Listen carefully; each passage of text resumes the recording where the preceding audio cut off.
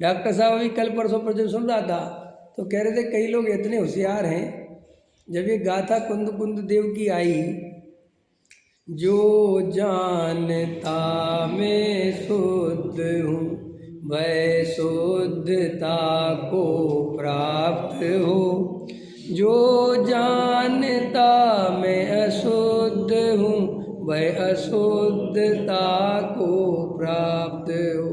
तो डॉक्टर साहब बता रहे थे इस लाइन कर कि मेरे पास कई ऐसे ऐसे धुरंधर आ जाते हैं।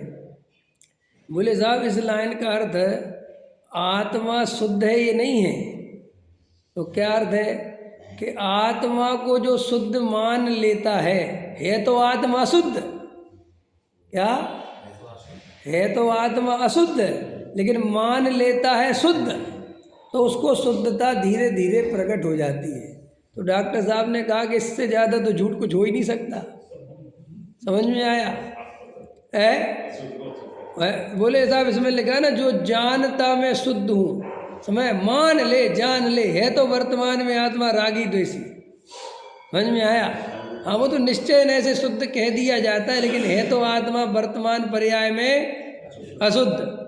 अरे भैया तू ही बोल रहा है वर्तमान पर्याय में अशुद्ध है ना, द्रव्य तो शुद्ध है ना, तो द्रव्य के आश्रय से पर्याय प्रकट होनी है कि पर्याय के आश्रय से पर्याय प्रकट होनी है?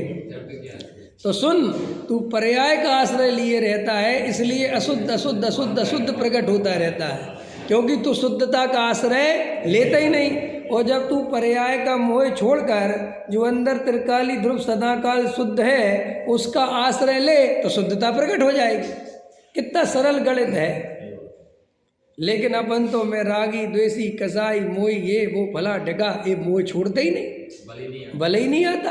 अंदर में मैं परिपूर्ण गायक हूँ, मैं शुद्ध हूँ, ये राग द्वेष मेरे में है ही नहीं, ऐसी अंदर से ताकत ही नहीं आती।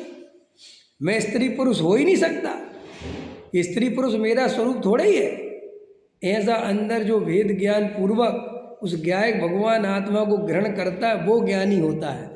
और जो आगम पद्धति वाला तो क्या करता है कि ऐसी बातों को निश्चय नय के खाते में डालकर, साहब ये तो निश्चय की बात है, हमें तो पुरुषार्थ करना चाहिए, हमें तो आत्मा को तपाना चाहिए। आचार्य ने लिखा है कि नहीं, जैसे सोने को कितने ताव देने पड़ते देवेंद्र जी? 16 ताव। हाँ, कहाँ लिखा है 16 ताव वाला उदाहरण है? कहीं पता है कहाँ लिखा? अमृतचंद आचार्य का है।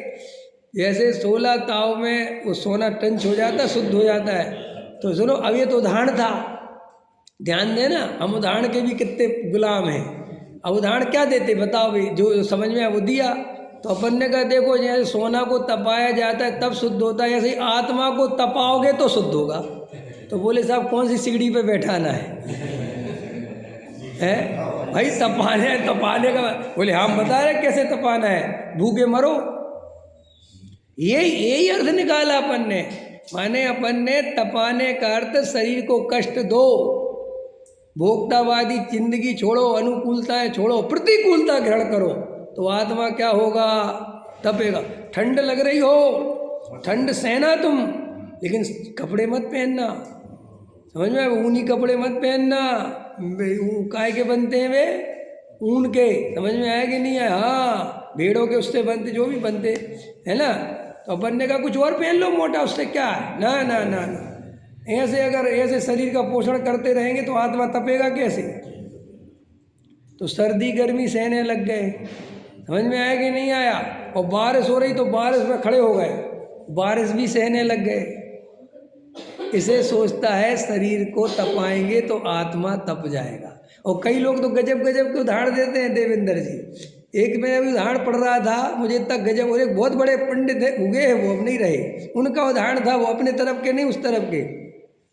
बोले कुछ लोग कहते हैं शरीर की क्रिया से कुछ नहीं होता, उन लोगों की मान्यता एकदम गलत है। अगर आपको पानी गर्म करना है तो बर्तन को गर्म करना पड़ेगा कि नहीं?